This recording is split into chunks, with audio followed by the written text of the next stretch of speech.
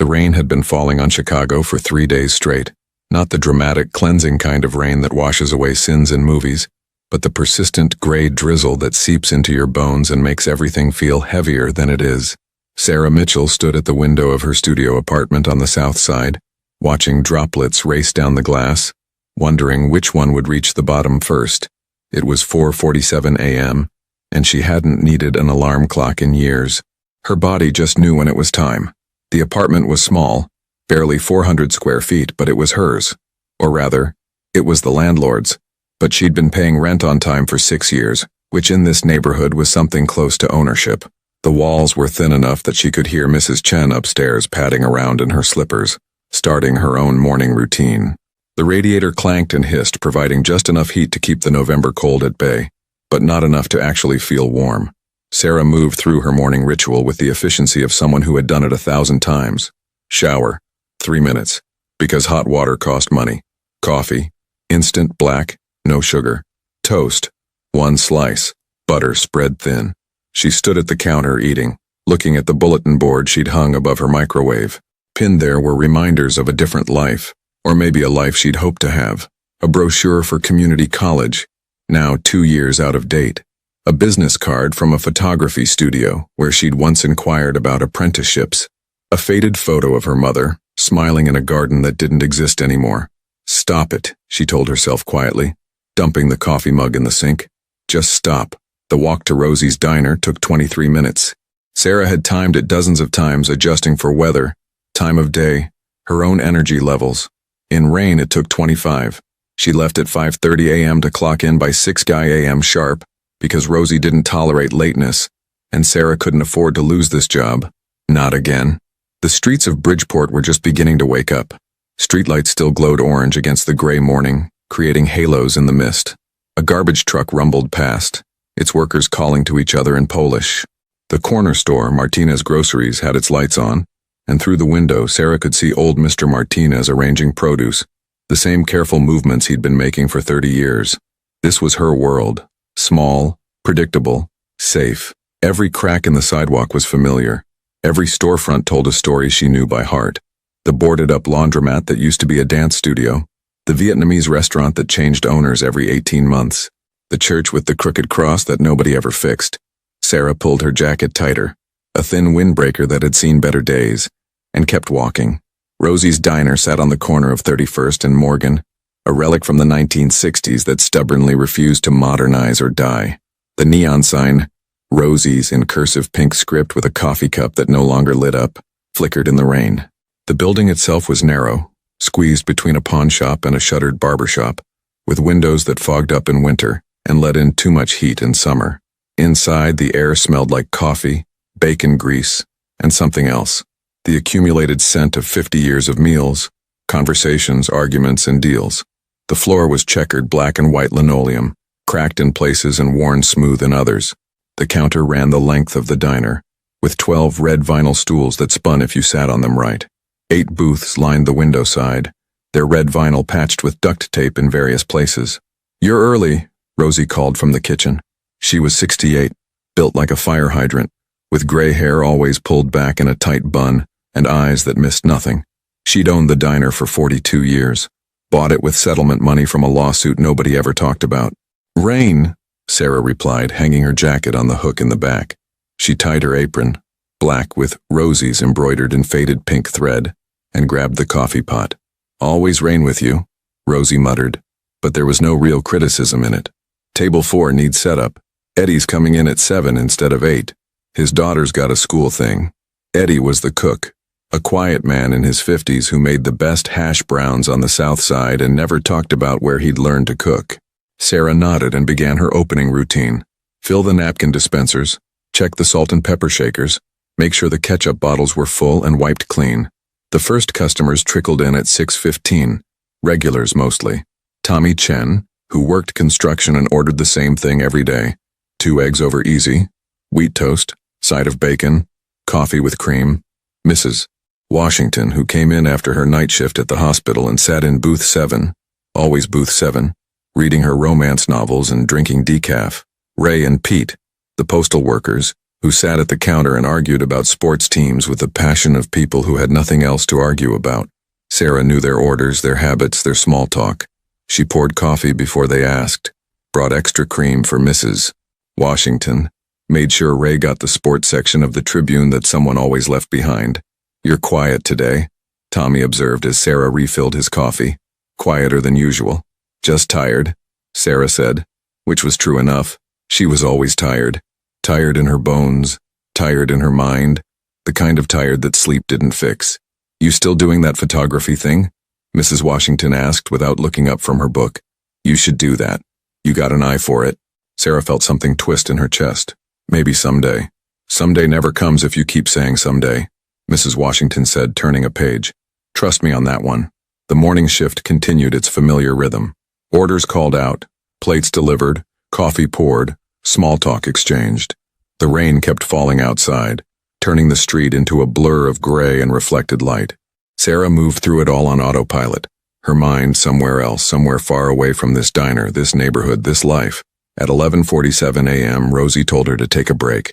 "Lunch rush is in 20 minutes, Sarah protested. "Which is why you take a break now. Go, sit, eat something."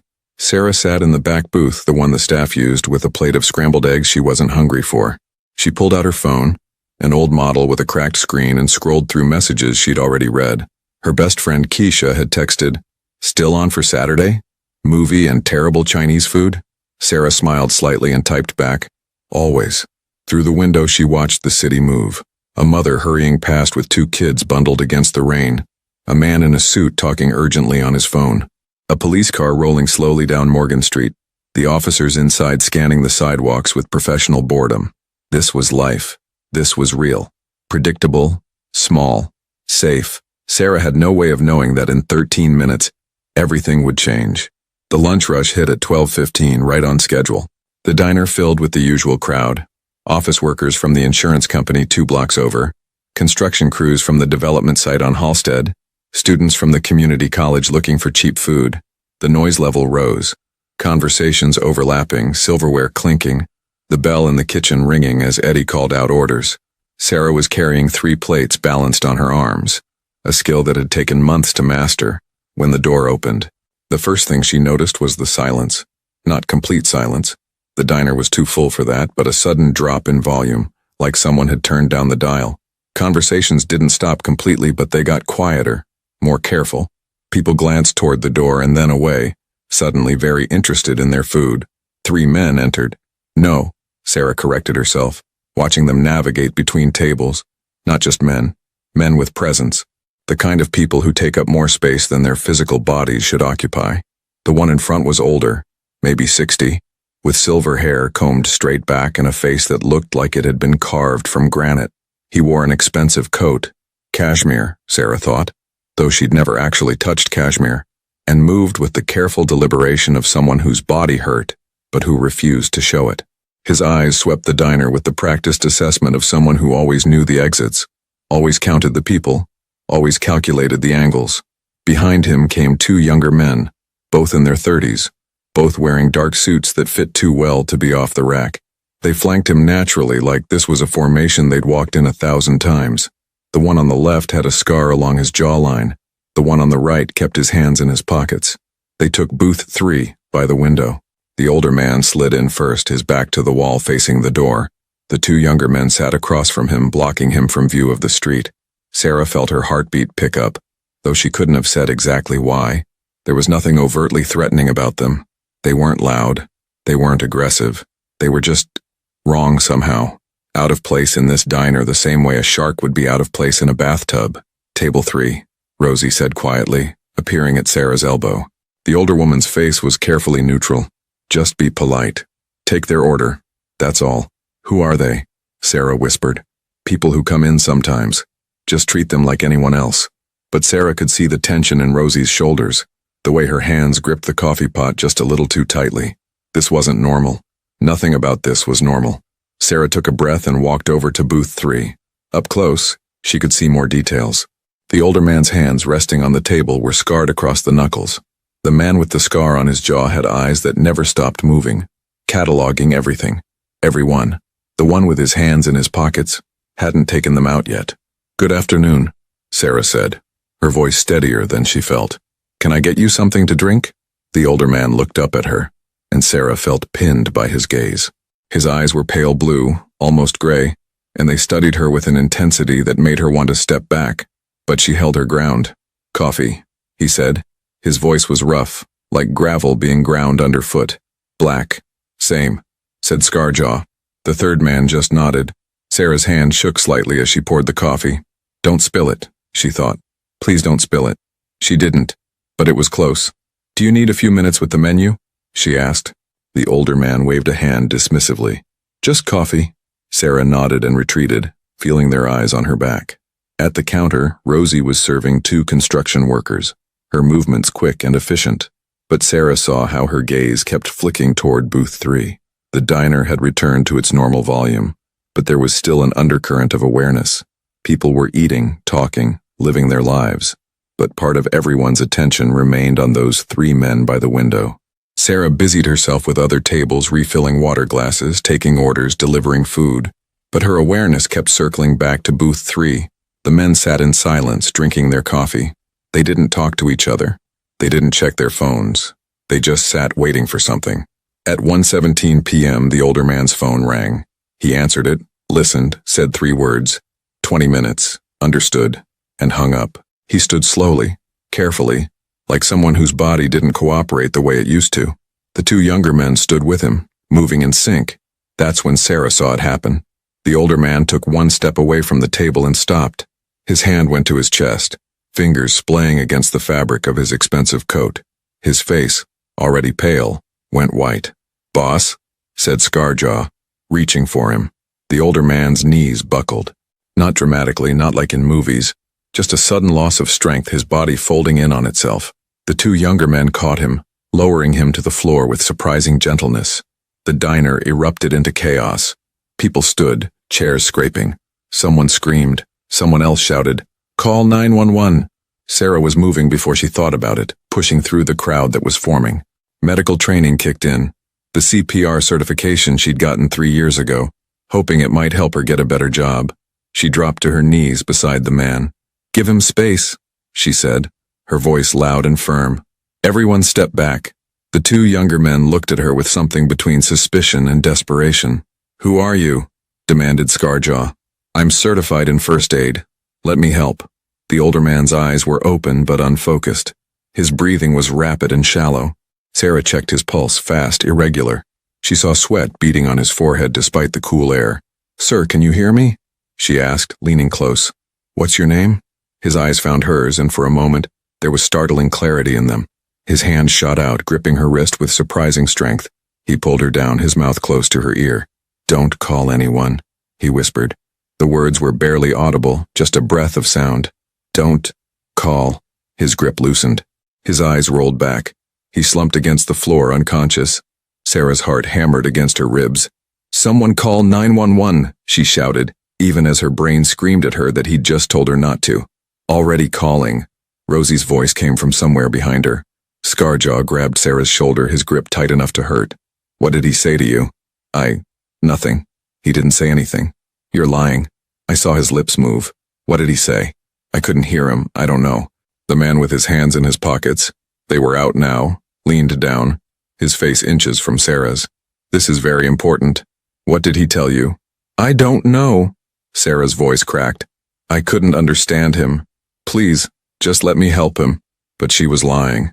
She knew she was lying, and she could see in their eyes that they knew it too. The next few minutes blurred together. Sarah tried to keep the man stable, checking his breathing, his pulse. The 2 younger men hovered, watching her every move with hawk-like intensity. The other diner patrons pressed back, giving space but not leaving, held by the morbid fascination of witnessing something terrible. Rosie appeared with a folded jacket, placing it under the man's head. "Ambulance is 3 minutes out," she said quietly. 3 minutes felt like 3 hours. Sarah knelt there, her knees on the cold linoleum, her hand on the unconscious man's wrist, feeling his pulse flutter erratically. She could feel the 2 younger men watching her, weighing her, calculating something she didn't understand. "You're the waitress," said the man with hands that were no longer in his pockets. It wasn't a question. "You work here?" "Yes." "You live nearby?" Sarah's blood ran cold. Why does that matter? Answer the question. Yes. In Bridgeport. The two men exchanged a look, some silent communication passing between them. Sirens approached, growing louder. The tension in the diner ratcheted up another notch. Sarah saw Scarjaw's hand move to his jacket, then stop. A decision made, then reconsidered. The paramedics came through the door with practiced efficiency, all business and calm professionalism. Sarah stood, stepping back, her legs unsteady. She watched as they assessed the unconscious man, asking questions. How long has he been unconscious? Any known medical conditions? Did he take anything? That the two younger men answered in careful, minimal words. A female paramedic, maybe 30, with her hair pulled back in a ponytail, glanced at Sarah. You the one who called it in? No, yes. Someone called. I just tried to help. You did good. Kept him stable. The paramedic returned to her work, sliding an oxygen mask over the man's face. They loaded him onto a stretcher with careful efficiency. The two younger men moved to follow. Scarjaw paused, turning back to Sarah. He pulled something from his pocket. A business card, plain white with just a phone number embossed on it. No name, no company. Just 10 digits. You remember anything he said? Scarjaw told her, his voice low and urgent. You call this number. Immediately. You understand? Sarah took the card with numb fingers. I told you I couldn't hear. If you remember, he repeated. You call. Your safety might depend on it. Then they were gone, following the stretcher out into the rain. The ambulance doors closed. The sirens wailed. And just like that, the diner returned to something approximating normal. Except it wasn't normal. It would never be normal again. The rest of Sarah's shift passed in a fog. People talked around her, asking questions she answered on autopilot. A police officer came, young, looking barely old enough to shave, and took a statement. Name, address. What had she seen? What had she heard? Did the man say anything to you? The officer asked. Pen poised over his notebook. Sarah felt the business card burning in her apron pocket. No, she lied. He was unconscious. The lie tasted bitter on her tongue. She'd never been a good liar. But something in her gut, some instinct she didn't know she possessed, told her that telling the truth would be dangerous. More dangerous than lying to a police officer. The officer made some notes and left. The lunch crowd gradually dispersed. By 3 p.m., the diner was nearly empty again. Just a few regulars nursing coffee and pretending they hadn't witnessed anything unusual. Rosie found Sarah in the back, sitting on an overturned milk crate, staring at nothing. You okay? Rosie asked. I don't know. What did he say to you? Sarah looked up sharply. Everyone keeps asking me that. Because everyone saw him say something. His mouth moved. You leaned in close. So what did he say? Sarah's hands twisted together in her lap. Rosie, I really don't... Sarah. Rosie's voice was firm but not unkind. I've been running this diner for 42 years. You know what I've learned? Sometimes you see things. Sometimes you hear things. And sometimes the smartest thing you can do is forget both. I don't understand. That man who collapsed? I've seen him 3 times in the last 6 months. Always with those same 2 men. Always careful. Always watching. You know what kind of people are always watching? Sarah shook her head, though she had a sinking feeling she did know. The kind of people you don't want to remember you, Rosie said. So whatever he said to you, maybe you didn't hear it. Maybe you were too focused on helping to catch the words. Maybe it was just nonsense from a man having a medical emergency. You understand? But they gave me a number to call. Then lose the number. Sarah, listen to me. I like you. You're a good worker, and you deserve better than this job. But you're also young and you think the world makes sense. It doesn't. And people like that man, they live in a part of the world that makes even less sense than usual. Sarah pulled the business card from her pocket, looking at the single phone number embossed on expensive cardstock. He told me not to call anyone. Those were his words. Don't call anyone. Rosie was quiet for a long moment. Then she sighed, a sound that carried years of weariness. And are you going to listen? I don't know. Well, you better figure it out, because something tells me this isn't over. Sarah's shift ended at 4 p.m. She changed out of her apron, put on her thin jacket, and stepped out into the rain. The street looked the same as it had that morning. The same cracked sidewalk, the same familiar storefronts, the same gray sky. But it all felt different now, like she was seeing it through a warped lens. She walked home, the business card in her pocket feeling like it weighed 10 pounds. Her mind kept replaying the moment. his hand gripping her wrist, his breath hot against her ear. Those 3 words that made no sense. Don't call anyone. But call who? The police. They'd already been called. The ambulance? Same thing. So what had he meant? Unless... Sarah stopped walking, standing in the middle of the sidewalk while rain soaked through her jacket. Unless he'd meant don't call anyone from his world. Don't contact his people. Don't reach out. But why? And why tell her? A waitress who was a complete stranger.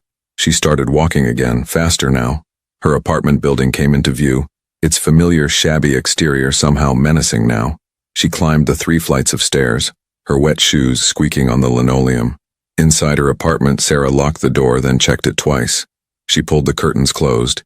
She stood in the middle of her small space, dripping on the floor, and pulled out the business card. Just a number. No name. No explanation. She should throw it away. That's what Rosie had advised.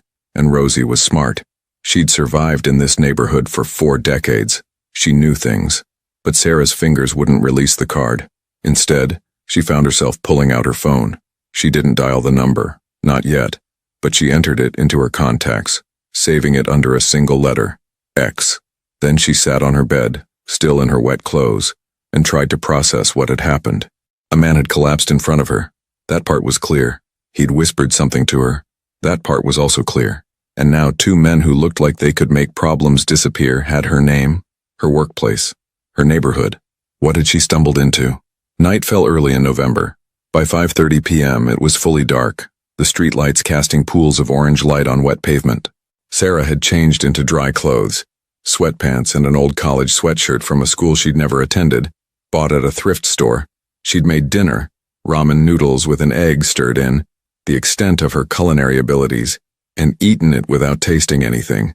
Now she sat by her window, curtain pulled back just enough to see the street below. She told herself she was being paranoid, told herself that Rosie was right, that she should just forget the whole thing. The man had probably been having a heart attack or a stroke. His words had probably been the confused rambling of someone in medical distress. The 2 men with him had probably just been protective associates, worried about their boss or friend or whatever he was. Probably. But Sarah kept watching the street anyway.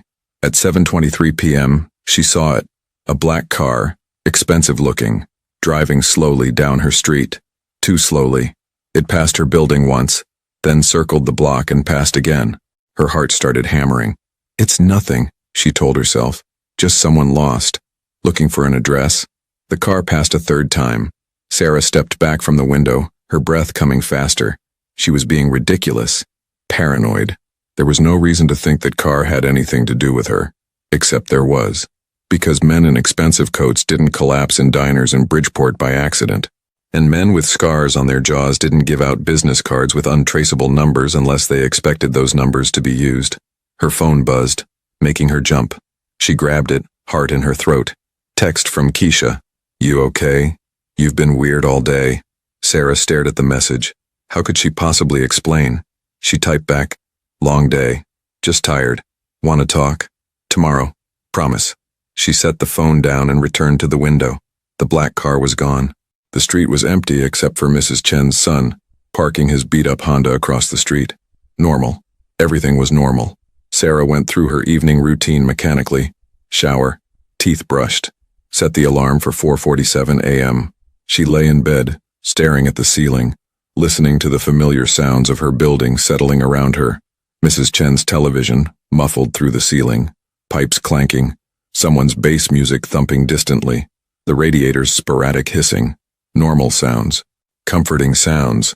But Sarah couldn't sleep. She kept thinking about pale blue eyes. About a hand gripping her wrist.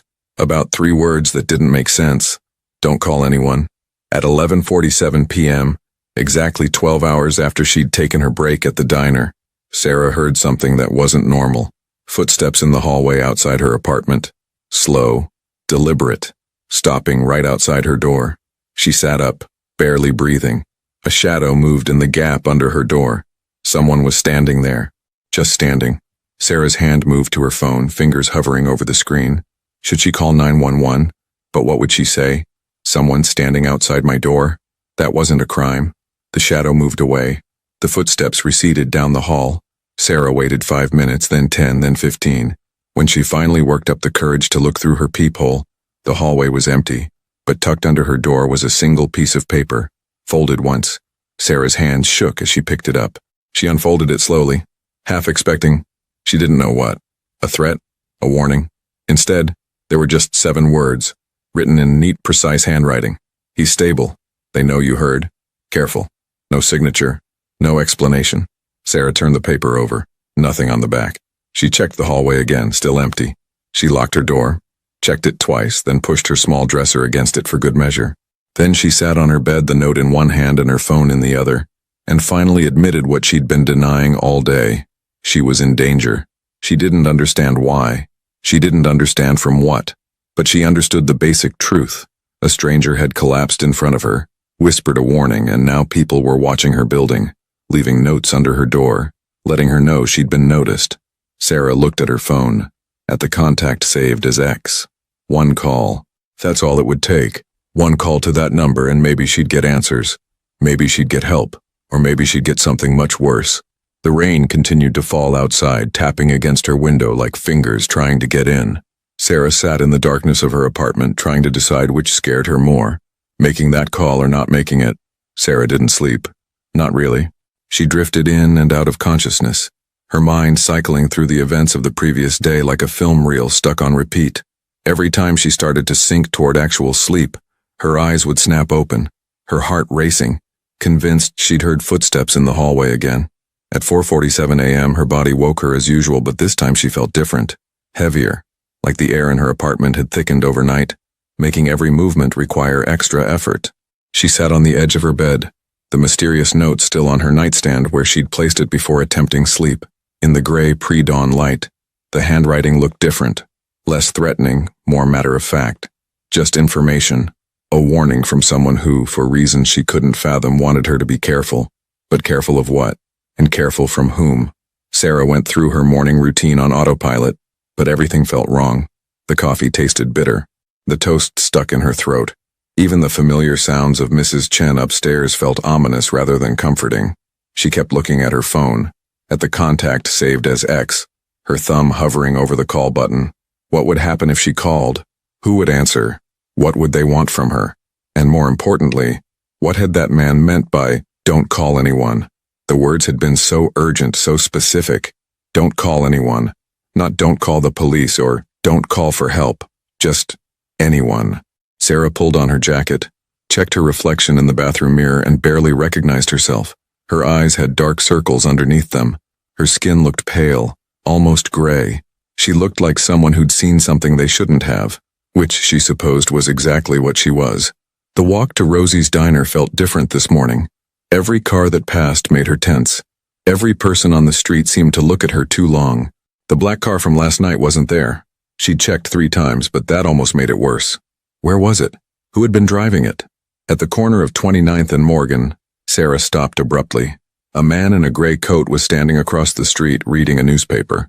Nothing unusual about that, except nobody read physical newspapers anymore. And he wasn't really reading. His eyes kept flicking up, scanning the street, then back down to the paper. Sarah started walking again, faster. When she reached the next corner and glanced back, the man was gone. Paranoia, she told herself. You're being paranoid. But the note under her door hadn't been paranoia.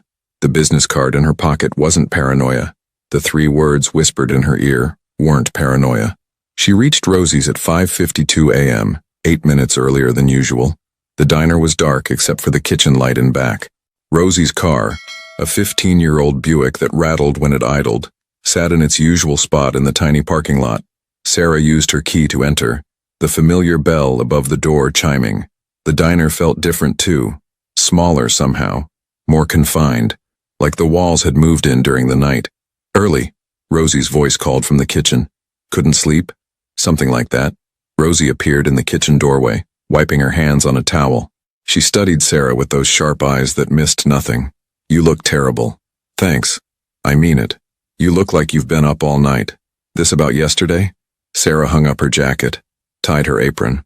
Someone left a note under my door last night. Rosie's expression didn't change, but Sarah saw her shoulders tense. What kind of note? The kind that says people know I heard something. The kind that says to be careful. Show me. Sarah pulled the folded paper from her pocket. Rosie took it, read it quickly, then read it again more slowly. When she looked up, her face was grave. "Sarah, listen to me very carefully. You need to take a few days off." "What?" "I can't afford." "Paid. I'll pay you. Just take a few days, get out of town, visit a friend, go somewhere these people won't know to look." "Rosie, I don't understand what's happening. Who are these people? What did I get involved in?" Rosie was quiet for a long moment. Then she sighed, folded the note and handed it back. "You know the Castellano family?" Sarah shook her head. "Good. That means you're smart enough not to pay attention to things that don't concern you. The Castellanos have been in Chicago for 70 years. They're business people. Import, export, real estate, restaurants. All legitimate, all above board. But they're also the kind of business people who have other business.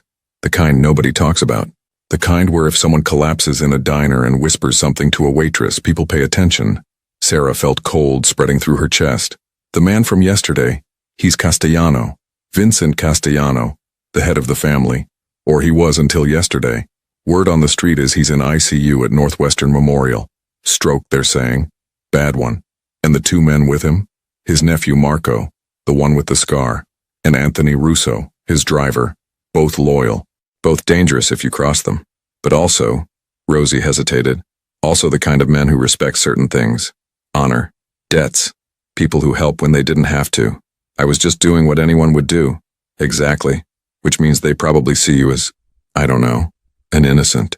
Someone who got caught up in something by accident. But Sarah, that doesn't mean you're safe. Because if Vincent told you something before he passed out, and if that something is important, then you're valuable. And valuable can be just as dangerous as being a threat." Sarah leaned against the counter, her legs suddenly weak. "What am I supposed to do?"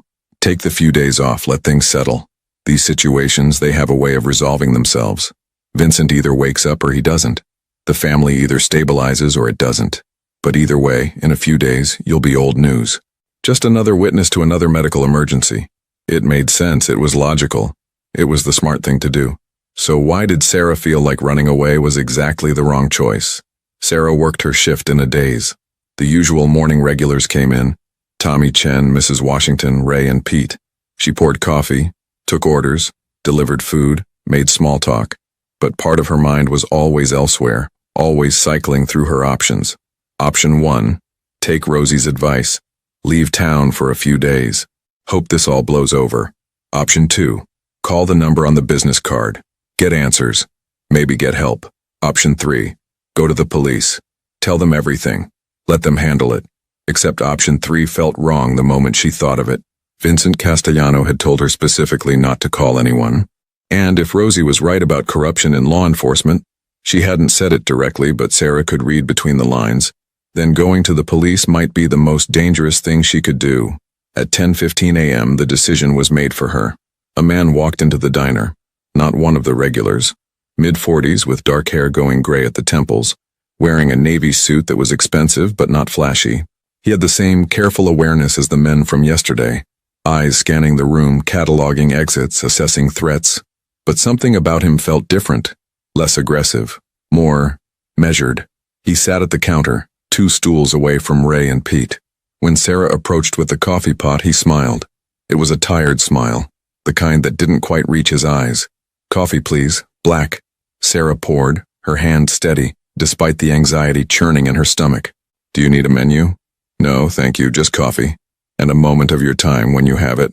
Sarah's heart started hammering. "I'm working. I can see that. I can wait." He said it easily, casually, but Sarah heard the steel underneath. This wasn't a request. This was a polite command.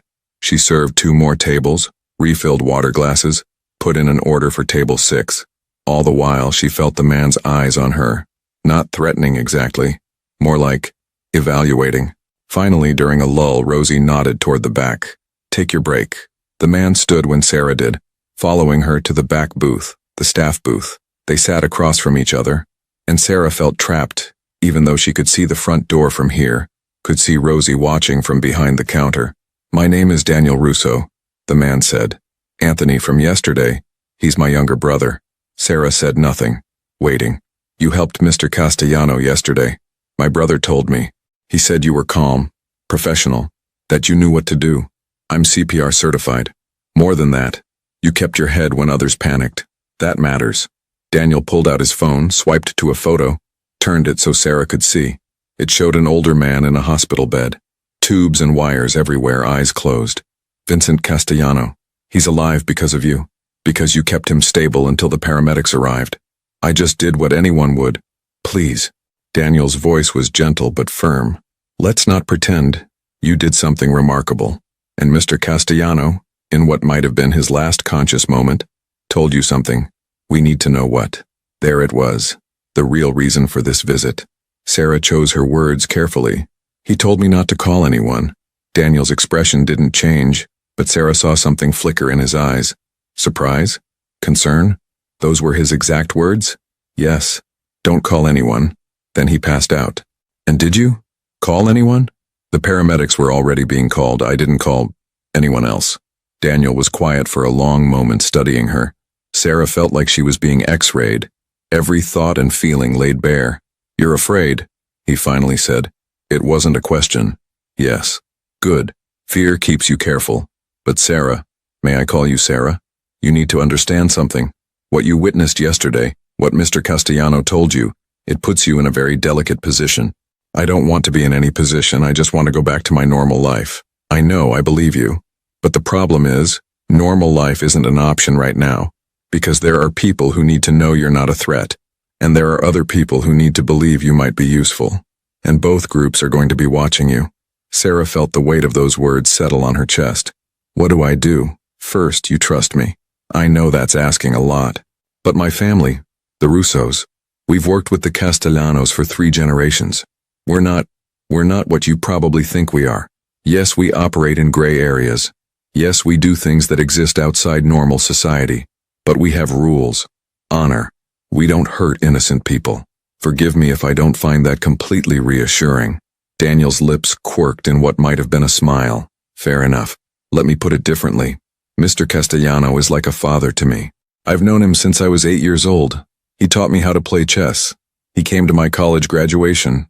When my wife died 5 years ago, he sat with me for 3 days straight. Didn't say a word. Just sat there so I wouldn't be alone. Sarah saw real emotion in Daniel's eyes now. Real grief. The fact that his last conscious words were to protect you. Daniel continued. That means something. It means he saw something in you. Innocence, maybe. Or maybe he just recognized someone who was in the wrong place at the wrong time and didn't want you to pay for his mistakes. What mistakes? Daniel glanced around the diner, then back to Sarah. Not here. Not now. But I need you to understand. When Mr. Castellano told you not to call anyone, he wasn't being paranoid. He was protecting you. Because right now, in our world, there are people who can't be trusted. People in law enforcement. People in our own organization. People who would use you to get to him. Why would they use me? I don't know anything. You know he said something. That's enough. They'll want to know what. And they'll assume he told you more than he did. Sarah's hands were shaking. She pressed them flat against the table. This is insane. This is my life. I can't be part of this. I know. And I'm sorry. But you are part of it now, whether you want to be or not. So the question is, do you want to face it alone? Or do you want help? Sarah stared at Daniel Russo, trying to read his face, his intentions. Everything about this felt wrong. Everything about this went against every instinct she had about staying safe, staying out of trouble, staying invisible. But another part of her, the part that had taken CPR certification hoping to become an EMT, the part that had once dreamed of being a photojournalist, documenting real stories, the part that was tired of being invisible, that part was curious. What kind of help? She asked quietly. Protection first. People watching your building, making sure nobody approaches you who shouldn't. Information second. We can tell you who to avoid, who to trust, what's really happening. And third, Daniel hesitated. Third, we can make sure that when this is over, you can actually go back to your normal life, that you're not looking over your shoulder for the rest of your life. And what do you want in return? Honesty. If you remember anything else Mr. Castellano said, anything at all, we need to know. And if anyone approaches you, you contact us immediately. Sarah thought about the note under her door, about the black car circling her building, about the man with the newspaper who wasn't really reading. Someone already has, she said. Last night, they left a note under my door. Daniel's expression went hard. Show me. Sarah pulled the note from her pocket. Daniel read it, his jaw tightening. Did you see who left it? No. I heard footsteps, then they were gone. When I looked, just the note. This is good handwriting. Educated. Someone with care for details. Daniel pulled out his phone, took a photo of the note. May I keep this? Sarah nodded, not trusting her voice. Daniel pocketed the note and leaned forward, his voice low and urgent. Sarah, I need you to understand how serious this is. Mr. Castellano didn't have a stroke. He was poisoned. The words hit Sarah like a slap. What? The doctors ran tests, found traces of something in his blood, something that induced the symptoms of a stroke. Someone tried to eliminate him, and they did it in public, in a place where witnesses would just assume medical emergency. But who? That's what we're trying to figure out. There are factions within the organization. People who think Mr. Castellano is too old, too soft. People who want to take the family in a different direction, more aggressive, more violent, more willing to cross lines that Mr. Castellano never would. Sarah's mind was reeling. And you think whoever poisoned him knows that he spoke to me? We know they know. The note proves it. They know you heard. That's not generic. That's specific. Someone wants you to know you're being watched, either to intimidate you into silence, or to see what you'll do. This is insane. I'm a waitress. I make minimum wage plus tips. I live in a 400 square foot apartment. I'm nobody. You're the last person Vincent Castellano spoke to before losing consciousness. In our world, that makes you very much somebody. Daniel's phone buzzed. He glanced at it, frowned. I need to go. But Sarah, please think about what I said. We can protect you, but only if you let us. He stood, pulled out his wallet, left $100 bill on the table. For the coffee and your time. My number is on that card my brother gave you. Please, call it. Tonight. Even if just to talk. You shouldn't be alone in this. Then he was gone, walking out of the diner with the same careful awareness he'd entered with. Sarah sat there staring at the $100 bill, her thoughts churning. Poisoned. Vincent Castellano had been poisoned, which meant someone had tried to eliminate him, which meant there was a power struggle, which meant people were willing to cross serious lines to get what they wanted, and she was in the middle of it. Rosie appeared at the table. What did he want? To offer me protection. Are you going to take it? Sarah looked up at her boss, this woman who'd survived 42 years in this neighborhood by knowing when to see things and when to look away. What would you do? Rosie sat down across from her, something she rarely did during business hours. You want the truth? I'd take it. Because men like Daniel Russo, they don't make offers like that lightly. If he says you need protection, you probably do. And if he's offering it, it means he sees value in keeping you safe. That's what scares me. What value? What do they think I know? Maybe nothing. Maybe it's just about doing right by someone who helped when they didn't have to. The Castellanos. They're old school. They believe in debts, honor. You saved Vincent's life, or at least tried to. That creates an obligation. Sarah thought about that. An obligation. A debt. In some ways it made sense. In other ways, it terrified her. Her phone buzzed. A text from an unknown number. Black Honda Civic, license plate 847HNK, parked across from your building. Not one of ours. Be careful. Sarah's blood ran cold. She showed the phone to Rosie. That's from them, Rosie said quietly. From the Russos. They're already watching out for you. Without my permission. Did you want them to wait for permission while someone else made a move? Sarah didn't have an answer for that. The rest of Sarah's shift was a blur of anxiety and hyper-awareness. Every customer who walked in got scrutinized. Every car that passed outside got noted. She found herself memorizing license plates, facial features, patterns of behavior. This was insane. This was not her life. Her life was simple, predictable, safe. Except it wasn't anymore. At 3:47 p.m. another text came from the unknown number. Black Honda left 20 minutes ago, replaced by gray Nissan. Same pattern, different watchers. Sarah typed back, "Who is this?" The response was immediate. "Daniel, we're monitoring the situation. You're safe for now." For now. Those two words carried a weight Sarah didn't want to contemplate. Her shift ended at 4 p.m. She changed out of her apron, pulled on her jacket, and stepped out into the afternoon. The sky was gray again. It seemed like the sky was always gray lately, and a cold wind blew off the lake, cutting through her thin jacket. Sarah walked home, but this time she paid attention, really paid attention. She saw the gray Nissan parked 2 blocks from her building, engine running, someone sitting in the driver's seat. She saw a man in a coffee shop window, laptop open but eyes on the street. She saw patterns she'd never noticed before, or maybe they'd never been there before. Her building felt different when she approached it, less like home, more like a place where things might happen. The lobby, usually empty, had someone in it. A woman Sarah had never seen before, checking her mailbox with studied casualness. Sarah climbed the stairs to her apartment, keys ready. At her door she paused, listening. No footsteps, no shadows under the door. She unlocked it, pushed it open carefully, half expecting someone to be inside. The apartment was empty, exactly as she'd left it that morning.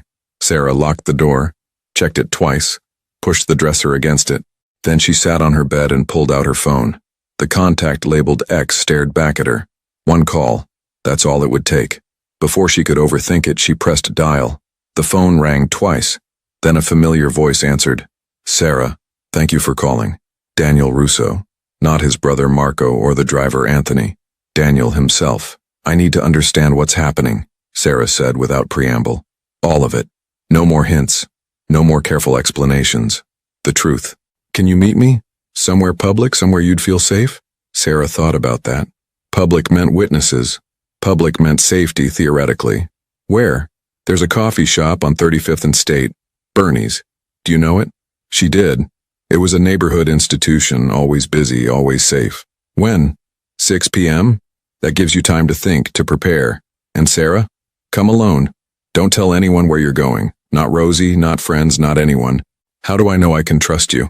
You don't, but you called anyway, which means some part of you already does. 6 p.m. I'll be in the back booth. He hung up. Sarah sat there, phone in hand, wondering what she'd just agreed to. A meeting with a man who'd admitted to operating in gray areas. A man whose family had worked with organized crime for 3 generations. A man who claimed he wanted to help her but also needed something from her. This was a mistake. This was definitely a mistake. But at 5:30 p.m., Sarah found herself changing clothes. Jeans instead of sweatpants, a sweater instead of the thrift store sweatshirt. She brushed her hair. She looked at herself in the mirror and barely recognized the woman staring back. Who was she becoming? Bernie's coffee shop was exactly as Sarah remembered. Busy, warm, smelling of espresso and fresh pastries. The walls were covered in local art. The tables were mismatched, and the baristas knew half the customers by name. It was the kind of place that felt safe, felt normal, felt like the world made sense. Daniel was already there, sitting in the back booth as promised. He had a coffee in front of him, untouched. When he saw Sarah, he stood, a gesture of respect that surprised her. Thank you for coming, he said as she slid into the booth across from him. I'm not sure I had much choice. You always have a choice. That's important to remember. A barista appeared, Jenny, who Sarah knew from the neighborhood. What can I get you, hun? Chamomile tea, Sarah said. She needed to stay calm, and coffee would just make her more jittery. When Jenny left, Daniel leaned forward, his voice low. I'm going to tell you things that very few people outside our world know. I'm trusting you with this because Mr. Castellano trusted you, and his judgment is rarely wrong. But once you know these things, you can't unknow them. Are you sure you want this? Sarah thought about the note under her door, about the cars watching her building, about the fact that her normal life was already gone, whether she acknowledged it or not. Tell me. Daniel nodded. The Castellano family has been in Chicago since 1952. Vincent's grandfather, Angelo, came from Sicily with nothing and built an empire. Restaurants, real estate, import-export, all legitimate. But also, he paused, also other services, protection, mediation, solutions to problems that couldn't be solved through official channels. You mean crime? I mean survival. You have to understand, when Angelo arrived, there were no laws protecting immigrants. No police willing to help when someone got cheated or attacked. So people like Angelo, they created their own systems, their own justice, and over time, those systems became institutions. Sarah's tea arrived. She wrapped her hands around the warm cup, grateful for something to hold on to. Vincent inherited this system, Daniel continued, but he also tried to change it, legitimize more of the operations, move away from the gray areas. He believed the family could evolve, could become fully legitimate within a generation. Not everyone agreed. The factions you mentioned. Exactly. There are people in the organization who think Vincent's vision is weak. They want to expand into territories we've stayed out of. They want to be more aggressive, more willing to use force. They see his age, his health issues, as an opportunity. So they poisoned him. We believe so. The substance used was sophisticated, something that would mimic natural causes. If you hadn't been there, if you hadn't kept him stable, he would have died in that diner, and everyone would have assumed stroke or heart attack. Natural causes for a man his age. Sarah felt sick. But I was there. So what does that change? Everything. Because Vincent survived long enough to get to the hospital, and in the hospital they ran tests, found the poison. Which means now it's not natural causes, it's attempted murder. Which means there will be consequences. Which means whoever did this needs to know what Vincent said in those last conscious moments. Don't call anyone. That's all he said. Think, Sarah. Really think. Was there anything else? A name, a place, anything? Sarah closed her eyes, replaying the moment. His hand gripping her wrist. His breath hot against her ear. The urgency in his voice. Don't call anyone. And then, nothing. Just his grip loosening, his eyes rolling back. No, she said, opening her eyes. That's all. I swear. Daniel studied her face, then nodded, apparently satisfied. Then here's what we think it means.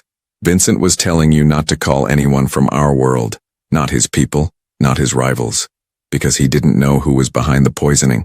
He couldn't trust anyone except you, a stranger, an innocent. But I called the paramedics. The police came.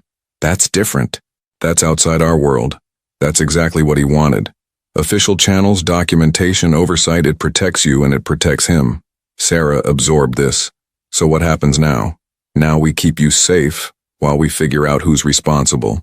We've already identified 3 possible factions within the organization. Each has motive. Each has opportunity. We're working to narrow it down. And me? What do? You go back to your normal life as much as possible. Work at the diner. See your friends. But you stay alert. You contact me if anything unusual happens. And you let us handle the protection. What does that mean exactly? Protection? It means there will always be someone watching your building. Someone following you to and from work at a distance. Someone making sure nobody approaches you who shouldn't. Sarah's hands tightened on her teacup. You mean I'm under surveillance? We mean you're being kept safe. There's a difference. Is there? Daniel's expression softened. I know this isn't what you wanted. I know it feels intrusive and scary. But Sarah, the alternative is much worse. These people, whoever poisoned Vincent, they're ruthless. They're willing to eliminate obstacles. Right now, you're potentially an obstacle. Our presence makes you less of a target because it shows you're under our protection. It's a deterrent. And if it's not, if they decide I'm worth the risk, then you'll have trained people nearby who can respond immediately. But it won't come to that. We're very good at what we do. Sarah wanted to argue, wanted to stand up and walk away, wanted to go back in time to 2 days ago when her biggest problem was making rent and her biggest dream was maybe taking a photography class. But she couldn't, because Daniel was right. She was already in this. The only question was whether she faced it alone or accepted help. How long? She asked quietly. Until Vincent wakes up and can tell us what happened? Or until we identify and handle whoever's responsible? A week, maybe 2. And then I can go back to normal? Then you can go back to normal, with our gratitude and our protection if you ever need it again. The Castellanos don't forget debts, Sarah. You helped Vincent when he needed it most. That means something. Sarah sipped her tea, barely tasting it. I need to think about this. Of course. But while you're thinking, our people will still be watching. Because whether you officially accept our help or not, we're not going to let anything happen to you. Vincent would never forgive us. He stood, leaving cash on the table for both their drinks. Call me anytime, day or night. That number goes straight to me. And Sarah, I know this is terrifying, but you're stronger than you think. You proved that yesterday in the diner. Then he was gone, leaving Sarah alone with her cooling tea and her racing thoughts. Sarah sat in Bernie's for another 20 minutes, staring into her tea, trying to process everything. Around her, life went on normally. Students studying for exams, couples on dates, friends catching up. Normal people living normal lives, unaware that their waitress from Rosie's diner was sitting 5 feet away, embroiled in something out of a crime drama. Her phone buzzed. A text from Keisha. Still weird. What's going on? Sarah stared at the message. What could she possibly say? Hey, so I accidentally got involved with organized crime and now I'm under surveillance. That would go over well. She typed back. Family stuff. Nothing serious. Rain check on Saturday? You know I'm here if you need to talk. I know. Love you. Love you too. Sarah paid for her tea. Daniel's cash more than covered both drinks, and stepped out into the evening. The sky had darkened fully now, streetlights creating pools of yellow light. The air was cold, promising more rain. She started walking toward her apartment, hyper-aware of everything around her. And yes, she saw them now. The watchers. A man across the street keeping pace with her. A car crawling slowly 2 blocks back. They weren't even trying to hide it anymore. Or maybe they were trying to be visible, trying to let her know she was protected. The thought should have been comforting. Instead, it made her feel like prey, circled by predators who claimed to be protectors. Sarah reached her building, climbed the stairs, unlocked her apartment. Inside, she went through the now familiar routine. Lock the door, check it twice, pushed the dresser against it. Then she sat on her bed and made a decision. She pulled out her phone and called Daniel's number. He answered on the first ring. "Sarah, I'll accept your help," she said, "but I have conditions." "Name them." "First, I need to know who's watching me and when. I need to feel like I have some control over my own life." "Agreed. I'll send you photos and names of our people. You'll always know who's nearby." "Second, if I tell you I need space, need a break from the surveillance, you back off, even if just for an hour." Daniel was quiet for a moment. "I can't promise that if we have credible intelligence about a threat, but in normal circumstances, yes. You tell us to pull back, we pull back." "Third, when this is over, when Vincent wakes up or you catch whoever did this, I walk away. Completely. No obligations, no debts, no ties to your world. Sarah, you saved a man's life. That creates a connection whether we acknowledge it or not. But yes, when this is resolved, you're free to return to your life with no expectations from us." Sarah took a deep breath. "Okay, then we have a deal. Thank you. I'll have my people introduce themselves tomorrow. You'll feel better knowing their faces. I hope you're right. Try to get some rest. Tomorrow will be easier. I promise." He hung up. Sarah sat there in the darkness of her apartment, wondering if she'd just made the best decision of her life or the worst one. Only time would tell. Sarah's new reality began the next morning. Daniel introduced her to the protection team, Maria, a former security specialist who watched the day shift, and James, a quiet man who handled nights. They were professional, respectful, keeping their distance but always present. Days blurred together. Sarah worked at Rosie's, went home, lived under the weight of constant surveillance. But something unexpected happened. She began talking to Maria during coffee breaks. Real conversations about life, dreams, the paths that led them to this moment. "I wanted to be a teacher," Maria confessed one afternoon. "Funny how life works out." Sarah shared her own abandoned dreams. Photography, telling stories that mattered. For the first time in years, speaking them aloud made them feel possible again. Then Daniel called with news. Vincent was waking up. But there was a problem. Someone inside the hospital was asking questions. Someone who shouldn't know Vincent could communicate. "We need to move him," Daniel explained. "But we need someone he trusts to be there when he wakes fully. Someone innocent." Sarah understood before he asked. "You need me, only if you're willing. This goes beyond our agreement." Sarah thought of the man who'd used his last conscious breath to protect her. She thought of Maria's friendship, of feeling purposeful for the first time in years. "When do we leave?" The hospital room was quiet except for the steady beep of monitors. Sarah sat beside Vincent Castellano's bed, her hand near his. Daniel stood by the door, watching the hallway. Vincent's eyes fluttered open. For a moment, confusion clouded his face. Then recognition dawned. "The waitress," he rasped, his voice weak but clear. "You stayed. You told me not to call anyone," Sarah said softly. "I wanted to understand why." Vincent's lips curved into something resembling a smile. "Smart girl. You knew it meant something." He paused, gathering strength. "My own nephew, Marco. He wanted control, wanted to take the family in directions I wouldn't allow. He thought making it look natural would be clean." Sarah's chest tightened. Marco, who'd seemed so concerned, so loyal. The poison was meant to be untraceable. Vincent continued. "But you kept me alive long enough for tests. You saved me and exposed him without knowing it. I just did what was right." "Exactly. That's why I trusted you in that moment. Pure instinct. You were the only one there with no agenda, no connections, the only safe person." Daniel stepped forward. "Marco's been handled. Quietly. The family is stable. You were right about him, Vincent." Vincent nodded, exhausted. He looked at Sarah again.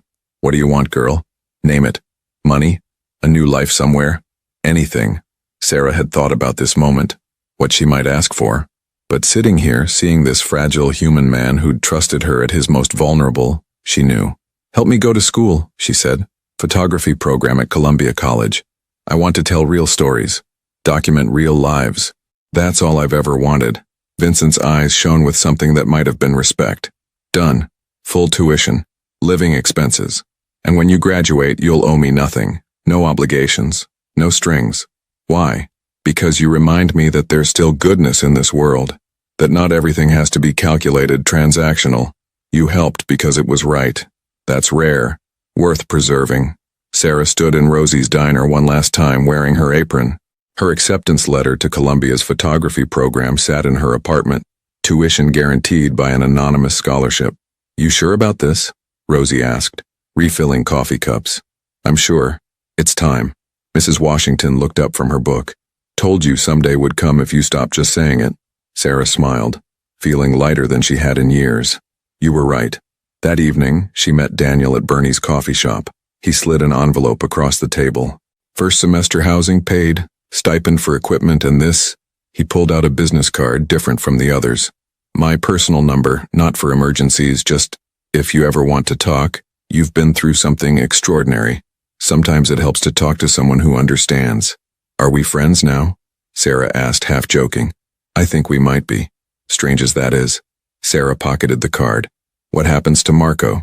He's no longer part of the family, that's all I can say. But he won't bother you or anyone else again. And Vincent? Recovering. Slowly. He asks about you. Wants to see your first gallery show when you have one." Sarah felt unexpected warmth at that. "Tell him I'll send an invitation." Sarah sat in her Columbia dorm, editing photos for her documentary project. Invisible Lives. Stories from Chicago's working class. Her camera focused on people like she used to be. Waitresses, cooks, janitors. People who kept the city running while remaining unseen. Her phone buzzed. A text from Maria. "Coffee this week? I miss our talks." Sarah smiled. The strangest friendships had come from the darkest circumstances. She looked at the photo on her desk. The diner. Rosie behind the counter. Morning light streaming through foggy windows. Her old life, captured forever. She'd been so afraid back then. So small. Now, looking at Chicago's skyline through her window, she felt different. Stronger. Like she'd walked through fire and emerged with purpose. The experience had cost her innocence, yes. She saw the world's complexity now, its moral grays. But it had also given her something precious. The courage to claim the life she'd always wanted. Her phone buzzed again. Unknown number. "Proud of you. V." Sarah's eyes stung. She typed back, "Thank you. For everything." Outside, rain began to fall. The same persistent Chicago drizzle. But this time, Sarah saw it differently. Not as something heavy and oppressive, but as the city's heartbeat. Constant, real, alive.